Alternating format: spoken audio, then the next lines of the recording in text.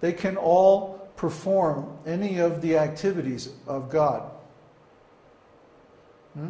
But actually, each one has a particular authority over a certain aspect of spiritual or material nature.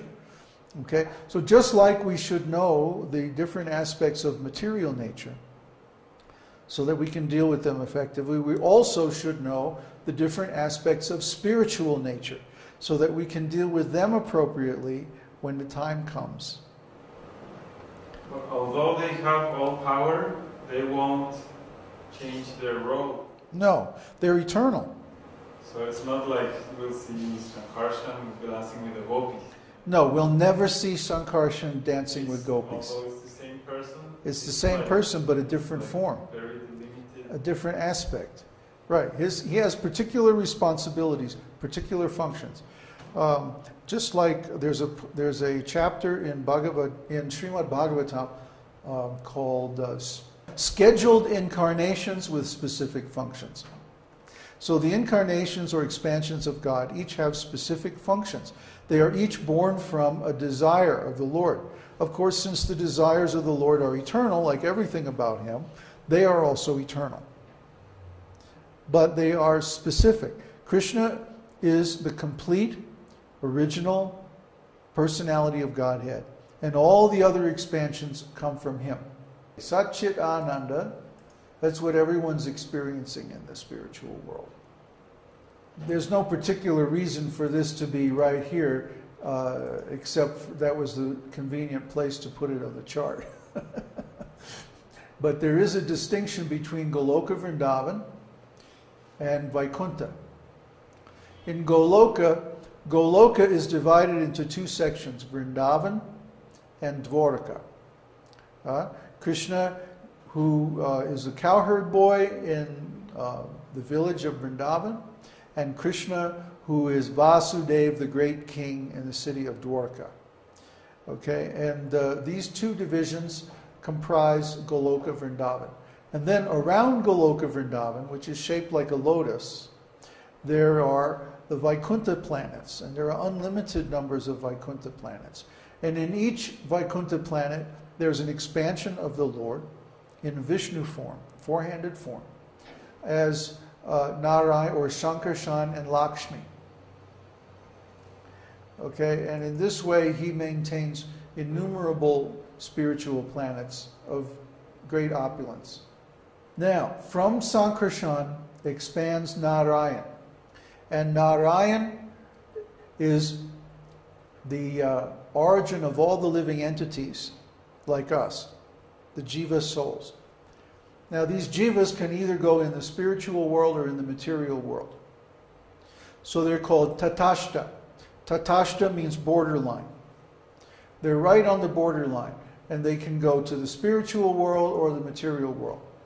When they go to the spiritual world, they have a relationship with Yoga Maya.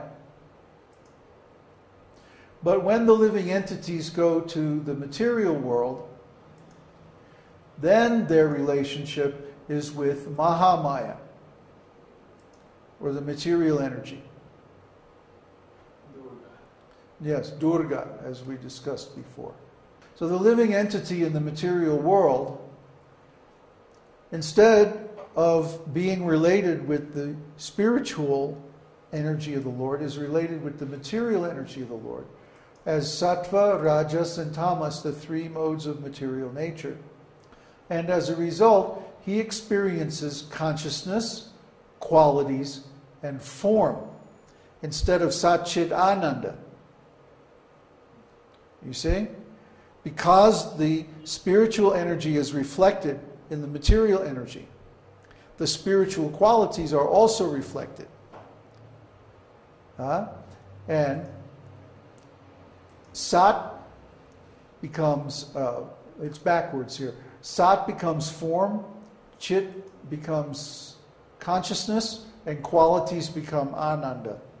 I didn't quite have this all together in my head when I made this drawing, but they correspond to one another. Yes, Asat means temporary existence. Achit means material consciousness, which is incomplete. And Nirananda. Nirananda means no joy. Material suffering. Okay, so how does this all happen? Let's go back up here to Narayan. Okay. Narayan emanates the total material energy, which is called the Mahat Tattva. And this becomes Mahamaya. Now, Narayan also emanates Sadashiva. Sadashiva means the eternal Lord Shiva in the spiritual world, outside of all the material universes. He has an eternal form, and his consort is Mahamaya. So the Lord controls Mahamaya through Sadashiva. The Sadashiva, even though he's the Supreme Personality of Godhead, we don't worship him like that, because he's in touch with Maya. Then within each material universe, there's an expansion of Shiva called Rudra. And Rudra, within each material universe, his expansion is Maya, or the three modes of material nature of that particular universe. Is Rudra material? Yes, because his form is temporary, his material. He's a demigod. From Narayan expands Garbhodakshaya Vishnu and Kshirodakshaya Vishnu. Garbhodakshaya Vishnu is the expansion of Vishnu who lies in the causal ocean at the bottom of the universe. And from him, actually, this is wrong. Brahma expands from Garbhodakshaya Vishnu. Yeah. But from Garbhodakshaya Vishnu, Kshirodakshaya Vishnu expands, the incarnation on the ocean of milk. And this Kshirodakshaya Vishnu is the authority for all the demigods. So Kshirodakshaya Vishnu, Brahma is the creator, Rudra is the destroyer, and Kshirodakshaya is the maintainer. Karanadakshaya Vishnu comes into the material world along with the living entity and lives within his heart as the super soul. And he watches his friend go through all these material experiences, life after life after life, until he finally becomes intelligent and transfers back to the spiritual world, which is our original home. Now, why did I draw the diagram like this? Because the most important thing in this whole diagram is right here. The line that separates the spiritual world from the material world. Why is that the most important thing in this diagram? Because it shows that the Vedic philosophy has a transcendental ontology. There's a material world and there's a spiritual world. There's material energy and there's spiritual energy. And even though the material world lives within the spiritual world, the way we've shown it here is like levels. Because this is an ontological diagram, or it's the beginning of an ontological diagram. The next diagram is much more ontological, we'll see. But I wanted to get the point across.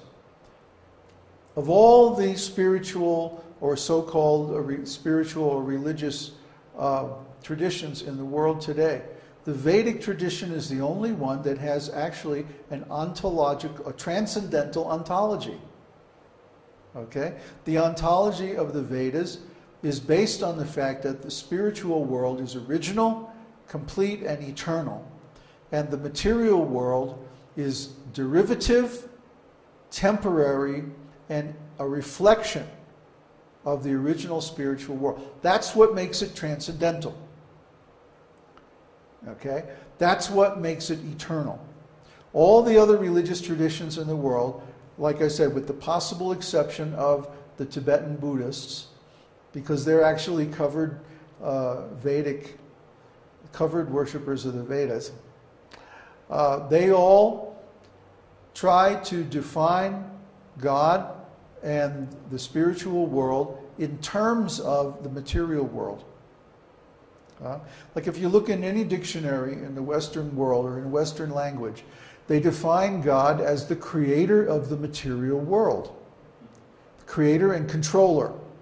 I read one definition which was something like, said to be the creator of the material world and in charge of or controlling all different living entities, or something like that. This is God? No, this is demigods. Their conception is actually demigod. So this is the religion that most people subscribe to. But Vedic religion is beyond that. It's actually a transcendental science